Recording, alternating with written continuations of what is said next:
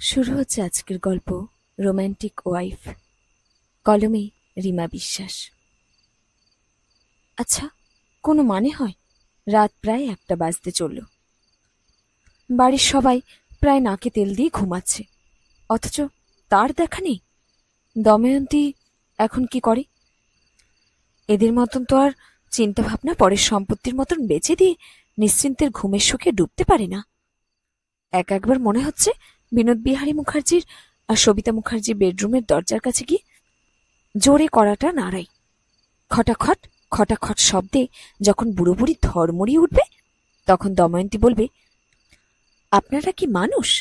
আপনাদের ছেলে এখনো বাড়ি ফিরল না, অথচ আপনারা নিশ্চিন্ত মনে রাতের খাওয়া দাওয়া সেরে এখন নাক ডেকে ঘুমোচ্ছেন। পা ছটপট করছিল দময়ন্তীর। বেডরুম থেকে বেরিয়ে শ্বশুর শাশুড়ি ঘরের সামনে এসে হাতটা নিষ্পিস করছিল কড়াটাকে ধরে নাড়াই, যেমন ছোটবেলায় অঙ্কে ভুল করলে মাস্টারমশাই ঝুঁটি ঝাঁকাত, ঠিক সেই রকম করে নাড়াই।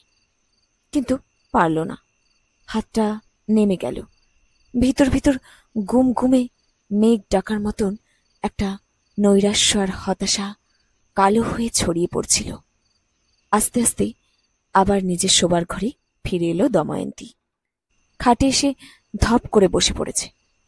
বুকের ভিতরটা কুনকুন করছে, ঠিক বাঁ দিকটা। এই ছেলেটার জন্য নির্ঘাত হার্টের রোগ হবে একদিন। মোবাইলটা হাতড়ে আবার কল লাগালো। বিশ্বের সব চাইতে নিরাশাজনক উত্তর এই মুহূর্তে দময়ন্তীর কাছে। আপনি যার সঙ্গে যোগাযোগ করতে চাইছেন তিনি এই মুহূর্তে উত্তর দিতে পারছেন না। এটা কখন থেকে বলছে কে জানে। লাস্ট শুভ্রজিতের সঙ্গে কথা হয়েছিল সন্ধে 6টায়। তখন তো সব নর্মাল কথাই হলো। কখন ফিরছে, অফিসে কি হলো, সব ঠিকই ছিল তো। এইসব গোছের প্রতিদিন শুভ্রজিৎ ঘরে ঢোকে রাত 8টার মধ্যে। আজ মার সঙ্গে ফোনে কথা বলতে বলতে 9:45 বেজে গিয়েছিল। তখন খেয়াল হলো শুভ্রজিৎ লেট করছে। তখনই ফোন করা উচিত ছিল দময়ন্তীর, কিন্তু করল না। ভাবলো রাস্তাঘাটে দেরি হতেই পারে, কি দরকার ফোন করার। এখন কোন পরিস্থিতিতে আছে কে জানে। হয়তো খুব ভিড়ে বাসে ঝুলছে সিঁড়ির পাদানিতে, বা অটোর সামনের সিটে কোনো রকমে নিজেকে ব্যালেন্স করে রেখেছে। কৌটোর মধ্যে ঠেলে ঠুলে জিনিস ভরার মতন তো লোক নেয় অটোওয়ালাগুলো। বা হয়তো নামছে মেট্রো থেকে। আর সেই সময় যদি দময়ন্তীর ফোনটা ঢোকে আর সেটা ধরতে গিয়ে, না না না, ভাবলে গা শিউরে ওঠে দময়ন্তীর। এমনিতেই তো ভ্যাবলাকান্ত টাইপ। বিয়ের সময় যখন কথা চলছিল দুই ফ্যামিলিতে, তখন মোটেই এক্সাইটেড ছিল না দময়ন্তী। তখন মনে হচ্ছিল জীবনের সব চাইতে কাঙ্ক্ষিত জিনিসটাই তো পেল না মেয়েটা। লাভ ম্যারেজ করার স্বপ্নই তো দেখেছিল। যখন হিরোইন হলুদ সর্ষে খেতে দুহাত ছড়িয়ে ছুটতে ছুটতে হিরোর বুকের উপর ঝাঁপিয়ে পড়ত, তখন থেকে কতবার যে কল্পনা করেছে এরকম একটা দৃশ্য অপেক্ষা করছে ওর জন্য, তার অন্ত নেই। সে এসে দময়ন্তীর হাত আলতো করে তুলে নেবে নিজের মুঠিতে, তারপর বলবে, হাই, আই এম রাজ, নাম তো সুনা হি হোগা। দময়ন্তী হাসবে অ্যাটিটিউডে। কখনো ভেবেছে ড্রিম বয়টি তার সামনে মাচো লুকস নিয়ে হাঁটু গেড়ে বসবে, ঠিক দময়ন্তীর সামনে। তারপর লম্বা ডাটির একটা লাল টুকটুকে গোলাপ এগিয়ে দিয়ে বলবে, কাহো না প্যার হ্যায়। হাতের চেটোই মুখের একপাশ ঢেকে দময়ন্তী লাজুক হেসে মাথা নাড়াবে। তারপর ছুটবে সর্ষে খেতে। সে গাইবে, তুম পাস আয়ে ইউ মুস্কুরায়ে তুমনে না জানে ক্যা। মানে ঋত্বিক শাহরুখ কম্বো হবে দময়ন্তীর লাইফ পার্টনার। আর সেই আসবে লাভ মারফত, অ্যাটাচড হবে লাভ ম্যারেজের থ্রুতে। না, কিন্তু তার হয়নি। যারা এসেছিল কলেজে বা ইউনিভার্সিটিতে, তাদের জুতিয়ে চড়িয়ে লাল করতেই মন চেয়েছে। হাত ধরে সর্ষে খেতে ছোটার বাসনা মাঝ রাস্তাতেই দম ফুরিয়ে শেষ নিঃশ্বাস ত্যাগ করেছে। শুভ্রজিৎ যখন দেখতে এসেছিল দময়ন্তীর মনের শুকনো বাগানের প্রেম প্রেম গাছগুলো আবার মাথাচাড়া দিয়ে উঠে পড়েছিল, কারণ ওর লুকস। শুভ্রজিৎ দেখতে হট, লম্বায় 5'10", মেয়েধীন পেটানো শরীর, মুখের গড়নটা লম্বাটে, নাক খাড়া, চোখ বুদ্ধিদীপ্ত, রং ফর্সা কালোর মাঝামাঝি। সব থেকে যেটা বাঁচোয়া তা হলো ওর গলার স্বর, পুরুষালী, ফ্যাসফ্যাসে বা মিনমিনে নয়। কিন্তু বিয়ের পর দময়ন্তী বুঝল শুভ্রজিতের লুকস আর ওর মেন্টালিটি তফাৎটা জামিন আর আসমানের মতোই। মোস্ট বোরিং আনরোম্যান্টিক মানুষ বলতে যা বোঝায় শুভ্রজিৎ হলো তাই। কোনো ব্যাপারে উৎসাহ নেই। একসঙ্গে রেস্তোরাঁ যাবে? তার উত্তর, কেন, বাড়িতে কি অসুবিধে? চলো দুজনে কোথাও ঘুরে আসি। না, সবাই কি ভাববেন? আমরা তো হাজব্যান্ড ওয়াইফ, কে কি ভাববে? সে তখন নিশ্চুপ। এদিকে সুস্মিতা, কোয়েল, চন্দ্রিকা এদের সবার ফটো ফেসবুকে দেখছে দময়ন্তী। ওরা সবাই লাভ ম্যারেজ করেছে আর প্রচন্ড রকম ভাবে হ্যাপি, দেখলেই বোঝা যায়। রোজ রোজ তো ফটো পোস্ট করে, কখনো গালে গাল ঠেকিয়ে, কখনো পাউট করে, কখনো আর কত রকম। সেসব দেখে একরকম হতাশই হতো দময়ন্তী। মনে হতো, দূর, যা ভেবেছিল নিজের ভাগ্যে তা এখন দর্শক হয়ে দেখো অন্যের সঙ্গে হতে। তার মাঝে ঘন ঘন ফোন সুস্মিতার। কি রে দম, বিয়ের পর একেবারে অফ হয়ে গেলি নাকি? তুই তো আমাদের ব্যাচে সব থেকে রোম্যান্টিক মেয়েছিলি। আমরা ভাবতাম দমটা কিছু একটা করে দেখাবে। তা কোথায় চললি এই উইকেন্ডে? কি বলবে তখন দময়ন্তী? আরে উইকেন্ড কি ভাই, সে তো হানিমুনেই যায়নি। শুভ্রজিতের কাছে বিয়ের আগের আর পরের লাইফ একই। সবার মুখে তালা আটার জন্য একদিন জোর করেই কতগুলো ছবি তুলল শুভ্রজিৎকে নিয়ে। যেমন ওরা তোলে ঠিক তেমন, গালে গাল ঠেকিয়ে, গলা জড়িয়ে। লাইক আর কমেন্টও এলো ভুরি ভুরি। যদিও সুস্মিতার আর কোনো ট্রেস পায়নি দময়ন্তী। বুঝেছে মাল জ্বলছে, সে যাকগে যাক। ওসব নিয়ে কি ভাববে দময়ন্তী?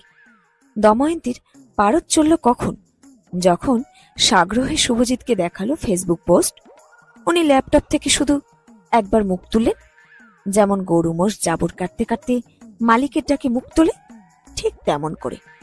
তারপর মাথা নাড়ি আবার মন দিল ল্যাপটপে। রাগে কান্না পেয়ে গিয়েছিল দময়ন্তীর। ও কি শুভ্রজিতের কচি মেয়ে না বউ? সে কথা বলেছিল রাতে, তখন ফুপিয়ে ফুপিয়ে কাঁদছিল দময়ন্তী। দয়া হয়েছিল ভাগ্যে তেনার, তাই পিঠে আলতো হাত রেখে জিজ্ঞাসা করা হলো, কি হলো, কাঁদছ কেন, দাঁতে ব্যথা করছে? এমন প্রশ্ন মাঝরাতে কোনো হাজবেন্ড করে তার ওয়াইফকে? আচ্ছা, কান্নার কারণটা ওর কি করে মনে হলো দাঁতে ব্যথা? আরো জোরে কেঁদে উঠেছিল দময়ন্তী। ওমা, সে তখন লাইট জ্বেলে ওয়ারড্রোবের ড্রয়ার হাতড়াচ্ছে। দময়ন্তী আশ্চর্য হয়ে তাকিয়ে দেখল কিছুক্ষণ, তারপর জড়ানো গলায় বলল, কি হলো, কি খুঁজছো? একটা ভালো মলম ছিল দাঁত ব্যথার, এখানেই রেখেছিলাম, কোথায় যে গেল? বালিশের উপর আছড়ে পড়েছিল দময়ন্তী। আহা, ব্যস্ত হইও না, দাঁড়াও মাকে ডাকি। সে তখন শাশুড়িকে ডাকতে যাচ্ছে। রাগে তখন শুভ্র স্যান্ডো গেঞ্জির হাতাটা ধরে এত জোরে নামিয়ে দিয়েছিল যে ফ্যার ফ্যার করে ছিঁড়েই গেল গেঞ্জিটা। বোকার মতন মুখ করে ভ্যাবলাকান্ত বলে কিনা, এ কি, এত ব্যথা করছে? তুমি এমন বাজে লোক কেন? কাঁদতে কাঁদতে বলেছিল দময়ন্তী। আস্তে করে বসে পড়েছে তখন সে, কাপা গলায় বলল, কেন, কত বয়স তোমার? তোতলে শুভ্রজিৎ বলল, সার্টিফিকেট অনুযায়ী 29, বাট অরিজিনাল 31।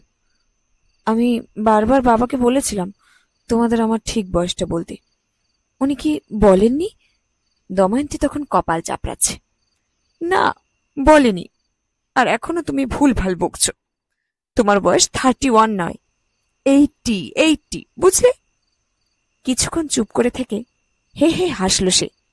তারপর আবার বোকা বোকা প্রশ্ন, তা দাঁত ব্যথাটা নেই তাহলে, তাই তো? আচ্ছা, তুমি কি একটু রোম্যান্টিক হতে পারো না প্লিজ, একটু হলেও? কাতর অনুরোধ দময়ন্তীর।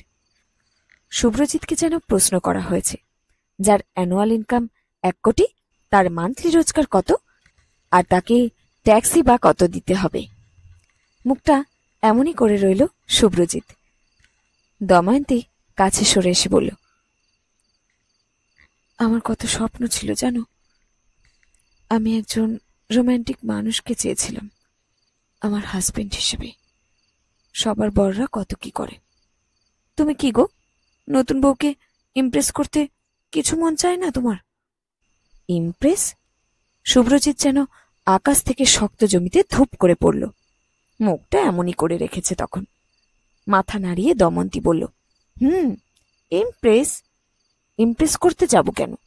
তুমি যদি ইমপ্রেস না হতে তবে নিশ্চয় আমায় বিয়ে করতে না। ব্যাস, মানে বিয়েই তোমার কাছে দি এন্ড। এর পরের দিনগুলো তোমার ওয়াইফ তোমাকে কি চোখে দেখবে সেটা তোমার কাছে ম্যাটার করে না? কি চোখে দেখবে মানে? মানে একজন ভোগী পুরুষ যে শুধু ফিজিক্যাল হতে জানে, তাই? নাকি একজন রোম্যান্টিক পুরুষ যে শরীর ব্যতীত মনটাকেও চেনে? চোখ ঘুরিয়ে প্রশ্ন করেছিল দময়ন্তী। উত্তর যে নিরাশাজনক হবে জানাই ছিল যদিও, এলেও তাই। সে বলল, তবে তুমিই বলে দাও কি করতে হবে। না, আর কোনো উত্তর দেয়নি দময়ন্তী। বালিশ মাথায় গুজে শুয়ে পড়েছে। তারপর আবার যেমন দিন হয়, নিয়ম মতন রাত হয়, তাই হচ্ছিল দময়ন্তীর জীবনে। দময়ন্তী ভেবে নিয়েছিল ওর কপালে প্রেমহীন রসকসবিহীন শুষ্ক জীবনী বরাদ্দ করেছেন ঈশ্বর। এখানে কোনো বৈচিত্র্য কোনোদিনই আসবে না। সকালে উঠে শাশুড়ির সঙ্গে সঙ্গে রুটি তরকারি করো, খেতে দাও, রান্নাঘর গোছাও, দুপুরে রাঁধো বাড়ো, রাতে রাঁধো বাড়ো, গেল ঘুমো। এই জীবন থেকে আর কিছু আশাও করে না দময়ন্তী। বেশ একদম চুপচাপও হয়ে গেছে। শীতের গোলাপ গরমে যেন গুম মেরে থাকে তেমন। যার যা পরিবেশ তা যদি না পায় তবে কিছু হলেও বদল তো হবেই।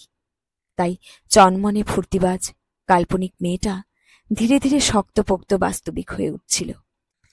বাস্তবিক হওয়ার জন্য কি আর সবসময় খুব জোর ধাক্কা খাওয়ার দরকার পড়ে? একটা দুটো হোঁচটো তো যথেষ্ট হয় কিছু কিছু ক্ষেত্রে। শুভ্রজিৎ নেশা ভাঙ করে না, রকচটাও নয়, মেয়ে দেখে ল্যাং ল্যাং করে না। কিন্তু শুভ্রজিৎ আবার দময়ন্তীরও নয়। যেমনটা চেয়েছিল দময়ন্তী তেমন তো একেবারেই নয়। কিন্তু ছেলেটা এখনো এলো না কেন? এটাই যে ভাবাচ্ছে এই মুহূর্তে। আর যে ধৈর্য ধরতে পারছে না দময়ন্তী। রাত 1:30। কি হলো ওর? নাকটা জ্বলছে, চোখের পাতা ভিজে গেছে, খুব কান্না পাচ্ছে। কাঁদা ঠিক নয়, কিছু হয়নি শুভ্রজিতের, ঠিক আসবে। পায়চারি করতে করতে ওদের বেডরুমে লাগোয়া ব্যালকনিতে এসে দাঁড়ালো দময়ন্তী। ঘরের আলো নিভিয়ে দিয়েছে। মোবাইলে বারবার দেখছে সময়। এখন আকাশের বুকে চাঁদটা পূর্ণ। আজ পূর্ণিমা নির্ঘাত, নইলে এত সাদার ছড়াছড়ি কেন? উল্টো দিকের অ্যাপার্টমেন্টের লেখাগুলোও পড়া যাচ্ছে। ঝকঝকে লেখা, তরুলতা অ্যাপার্টমেন্ট। কলকে গাছটা কেমন কোমর বেঁকিয়ে দাঁড়িয়ে। পাশ দিয়ে বেড়ে ওঠা ঝিরিঝিরি পাতার ডালটাকে মনে হচ্ছে কাকের শিশু। কুড়িগুলো বুজে আছে। কাল সকালে ফুটবে নিশ্চয়। হ্যাঁ, ফুটবে। কাল ফুল ফুটবে, সূর্য উঠবে, ওপাশের অ্যাপার্টমেন্টে ওরা সবাই উঠবে। ঠিক তেমনি শুভ্রজিৎও ফিরবে, ঠিক ফিরবে। হাওয়াটা কেমন ভেজা ভেজা। পায়ের কাছে মশা কামড়াচ্ছিল। দময়ন্তী ঘরে ঢুকে ব্যালকনির দরজাটা বন্ধ করে দিল। সেদিনও এভাবেই দাঁড়িয়েছিল ব্যালকনিতে। রাত তখন 12টা হবে। ল্যাপটপটা সবে বন্ধ করেছে সে। মুখ তুলে বলল, রাতে ওখানে না দাঁড়ানোই ভালো। কেন? প্রশ্ন করেছিল দময়ন্তী। কি দরকার? দোতলা ফ্ল্যাট বেশি তো উঁচু নয়। যদি কেউ উঠে বসে থাকে বা ওঠার চেষ্টা করে, তুমি যতটা সাবধানী তার এক ছিটেও যদি রোমান্টিক হতে। দীর্ঘশ্বাস ফেলে বলেছিল দময়ন্তী। কিছুক্ষণ চুপ করে থেকে শুভ্রজিৎ বলল, অ্যাকচুয়াল রোমান্টিসিজমটা কি? জানি তোমার দ্বারা হবে না। এগুলো বাই নেচার এক একজন হয়, জোর করে কিচ্ছু হয় না। তা বুঝলাম, বাট কি হলে তোমার মনে হয় মানুষটা রোমান্টিক? সেরকম ভাবে কি বলবো, বাট কেয়ার করা, একে অপরের মনের কথা না বলতে বোঝা, মাঝে মাঝে সারপ্রাইজিং কিছু, আর কি। চুপ করে গিয়েছিল শুভ্রজিৎ। বেশি কথা বাড়ায়নি দময়ন্তী। তাও তো গত সপ্তাহের কথা হবে। তারপর তো সবকিছু চলছিল যেমন চলে, কিন্তু এখনো যে এলো না ও।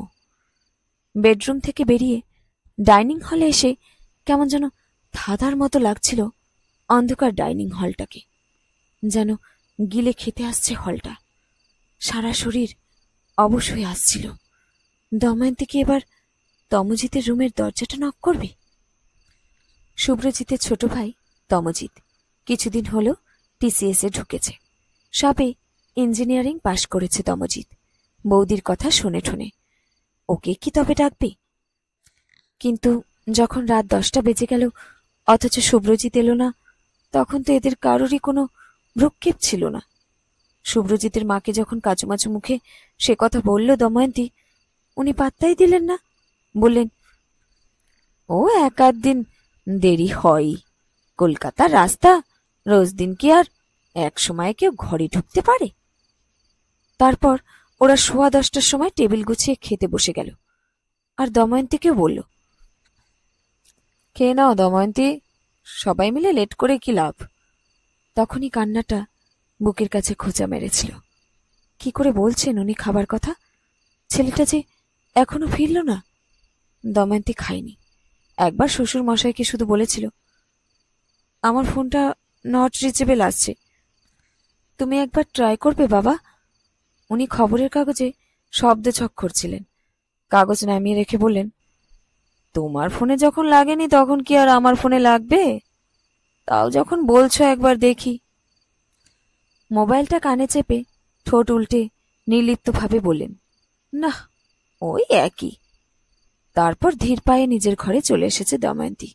রাত 11:30টায় সবিতা একা হাতেই সব রান্নার কাজ গুছিয়ে শুতে যাবার আগে দময়ন্তীর ঘরের পর্দা সরিয়ে একবার শুধু বলে গেলেন, চিন্তা করিস না, ও ঠিক চলে আসবে। কিছু বলতে পারেনি দময়ন্তী। ঘরে বসে দুলে গেছে দুশ্চিন্তায়। 12টা বাজতেই একবার তমজিতের ঘরের কাছে গিয়ে গলা নামিয়ে ডেকেছিল, তমজিৎ, তমজিৎ। দুবার ডাকতে বেরিয়ে এলো তমজিৎ, গায়ে টি শার্টটা গলাতে গলাতে। ঘুম জড়ানো গলায় বলল, কি হলো বৌদি, তুমি ঘুমাওনি? তোমার দাদা চেয়ে এখনো ফিরল না তমজিৎ, বড্ড টেনশন হচ্ছে। টেনশন নিও না বৌদি, এরকম দেরি কলকাতা শহরে কোনো ব্যাপার নয়। দেখো হয়তো কোনো জামে ফেসে আছে। কিন্তু ফোনটা লাগছে না কেন বলো তো? চার্জ নেই হয়তো। কোন জামে ফাঁসবে ও? সল্টলেক থেকে বেহালা আসতে কত সময় লাগতে পারে? আহা, অত কেন ভাবছো? তুমি এক কাজ করো, তুমি এখন ঘরে গিয়ে বিশ্রাম করো, ও ঠিক চলে আসবে। ও নিয়ে চিন্তা করো না তুমি, ঠিক আছে? কান্নাটাকে বুকে জাপটে ঘরে চলে এসেছিল দময়ন্তী। কিন্তু এখন প্রায় 1:45। এবার যে হাত পা হিম হয়ে যাচ্ছে দময়ন্তীর। একটা মানুষ দময়ন্তীর জীবন জুড়ে কবে যে ছড়িয়ে পড়ল তা সত্যিই জানে না দময়ন্তী। এখন মনে হচ্ছে শুভ্রজিতের কিছু হলে দময়ন্তী নিজেও শেষ হয়ে যাবে। বাঁচার মতন আর শক্তিই থাকবে না দময়ন্তীর। হ্যাঁ, দময়ন্তী মরে যাবে শুভ্রজিতের কিছু হলে। কিন্তু মা বাবা, ওরা কি অপরাধ করল? ওরা নিতে পারবে? মেয়ে জামাইয়ের? না না, কি সব ভাবছে দময়ন্তী। শুভ্রজিৎ ফিরবে, ঠিক ফিরবে, ওর কিচ্ছু হবে না। কেন হবে?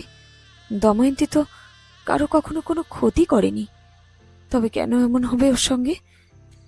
দময়ন্তী যদি মরে যায়, কিছু কি আসবে যাবে এই পৃথিবীর? না, কিচ্ছু যাবে আসবে না। সূর্য উঠবে, অস্ত যাবে, পূর্ণিমা অমাবস্যা আসবে পালা করে, জোয়ার ভাটা নদীর জলে রাশ টানবে, সব হবে যেমন হয়ে আসছে। শুধু শুভ্রজিৎ আর দময়ন্তী থাকবে না। সেই দুঃখ বইবে শুধু দময়ন্তীর মা আর বাবা।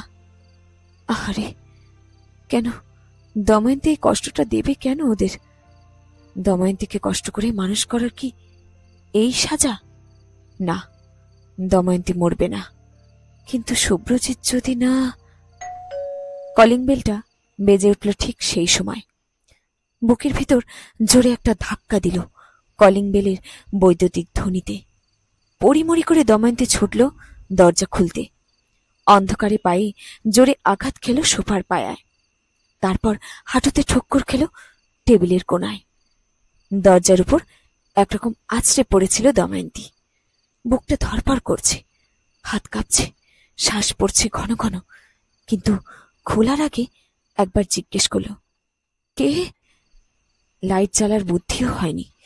দরজার ওপাশে কি পুলিশ? খবর নিয়ে এসেছে শুভ্রজিতের? বা অন্য কেউ কি? ঘামতে ঘামতে দরজার ছিটকিনি ধরে বসে পড়েছিল দময়ন্তী। দরজার ওপাশ থেকে তখন গলাটা শুনতে পেল পরিষ্কার। এত রাত্রিরে ক্ষীণ থেকে ক্ষীণতর শব্দ জোরালোই শোনায়, তাই দরজার ওপাশের গলাটাও শোনালো পরিষ্কার। খোলো, আমি। দরজাটা এক ঝটকায় খুলল দময়ন্তী। এ কি, লাইট জ্বালনি? চাপা গলায় বলল শুভ্রজিৎ। তারপর বলল, থাক, জ্বালাতে হবে না, আমি বরং গেটটা দিয়ে দিই। সিঁড়ির জানালা দিয়ে জ্যোৎস্নার আলো এসে পড়েছিল বলে তেমন খুটখুটে অন্ধকার ছিল না। কোলাপসিবল গেটটা টেনে দরজার পাশে ঝোলানো চাবির গোছাটা হাতে নিয়ে তালা লাগিয়ে দিল শুভ্রজিৎ। রোজকার অভ্যেস, তাই চাবি পেতে অসুবিধে হল না। অন্ধকারে পায়ে পায়ে ঘরে এলো দুজনে। দময়ন্তী স্থির চোখে চেয়ে আস্তে বলল, এত দেরি? মিটিমিটি হাসছে শুভ্রজিৎ। মাথা নেড়ে বুক পকেট থেকে একটা লাল বাক্স বের করল। লাল ভেলভেটের লম্বাটে বাক্স। বুক পকেটের উপর থেকেই উকি মারছিল বাক্সটা। বলল, এটা কি দেখো তো। কাপা হাতে বাক্সটা নিয়ে খুলল দময়ন্তী। ঝলমলিয়ে শুয়ে রয়েছে এক জোড়া নুপুর, ঝিরে ঝিরে স্টোন বসানো। কদিন আগে এরকমই একটা নুপুরের কথা বলেছিল সুস্মিতাকে ফোনে। বহুদিনের শখ ছিল ঠিক এরকম স্টোন বসানো নুপুর পরার, কিন্তু পাওয়া যাচ্ছিল না কোথাও। অনলাইনেও প্রচুর খুঁজেছে, কিন্তু ডিজাইন পছন্দ হয়নি। অবাক চোখে শুভ্রজিতের দিকে তাকিয়ে দময়ন্তী বলল, এটা তুমি কোত্থেকে পেলে? আরে কাজে কাজে খেয়াল থাকে না, এটাই হয়েছে মুশকিল। শার্টের বোতাম খুলতে খুলতে বলছে শুভ্রজিৎ, তোমার মুখ থেকে শুনেছিলাম ওই স্টোনের নুপুরের ব্যাপারটা। তা রোজই ভাবি একবার অফিস ফেরত দেখব, ওই ভুলে যাই। তা আজ ঠিক করেছিলাম কিনেই ছাড়ব। গোটা সল্টলেক চত্বরে খুঁজেই পেলাম না। সেখান থেকে গেলাম গড়িয়াতে, সেখানেও নেই। তখন ভাবলাম একবার বউবাজার গেলে কেমন হয়, শুনেছি ওটা গয়নাগাটির জায়গা। চলে গেলাম, তখন রাত প্রায় 9:15। দোকানটা প্রায় বন্ধ হবে হবে, আর আমি তখন গিয়ে পৌঁছাই। আমি জোর করে টাকার লোভ দেখিয়ে দোকানে ঢুকি। তারপর বেছে বেছে এই নুপুরটা কিনলাম। এদিকে ফেরার সময় পড়লাম মহাফাপড়ে। কোথাও বোধহয় রাস্তা জ্যাম হয়েছে, গাড়িটারি উল্টেছে মনে হয়। কিছুতেই কিছু পাই না। আর কি, শেষে এটা ওটা করে ব্রেকিং জার্নি করতে করতে ফিরছি। তার জন্য এত দেরি? ওই যে কিছুই মেলে না। দাঁড়িয়ে থেকে থেকে একটা অটো কি বাসের দেখা মিলছে। রাস্তা পুরো ব্লক তো, তা সেটা আমায় বলতে কি দোষ ছিল? গলা কাঁপছিল দময়ন্তীর। এবার মুচকি হাসছে শুভ্রজিৎ। আসলে বাড়িতে সবাইকে বলে দিয়েছি ফোনে, আর তোমাকে যাতে না বলে আমার দেরির কথা, সে কথাও বলতে বলে দিয়েছিলাম সবাইকে। তারপর ফোনটা ফ্লাইট মোডে রেখে দিলাম। তবে থেকে থেকে তমজিৎকে মেসেজ করেছি, তারপর আবার ফ্লাইট মোডে। শুভ্রজিৎ আবার হাসছে মুচকে। কেন? চোখ ফেটে জল বেরিয়ে আসছিল দময়ন্তীর।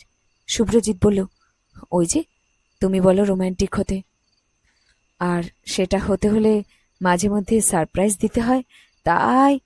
শুভ্রজিতের কথা শেষ করতে দেওয়ার আগেই দময়ন্তী বাঘিনীর মতন ঝাঁপিয়ে পড়ল ওর বুকে। নুপুর জোড়া ছুঁড়ে ফেলেছে, তারপর কিল চর চালালো বুকে। গেঞ্জিটা টেনে বসে পড়েছে কাঁদতে কাঁদতে। ফরফর করে ছিঁড়ে গেল গেঞ্জি।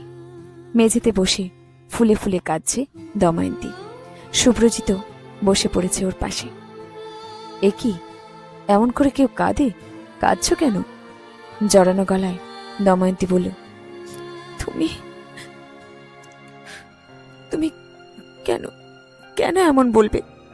কেন এমন করলে বলো? আমি চিন্তায় চিন্তায় পাগল হয়ে যাচ্ছিলাম। কেন করলে এমন?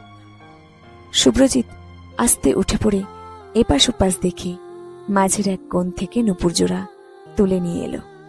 তারপর দময়ন্তীর পাটা কোলের উপর রেখে আলতো হাতে পরিয়ে দিল স্টোন ঝোলানো নুপুর।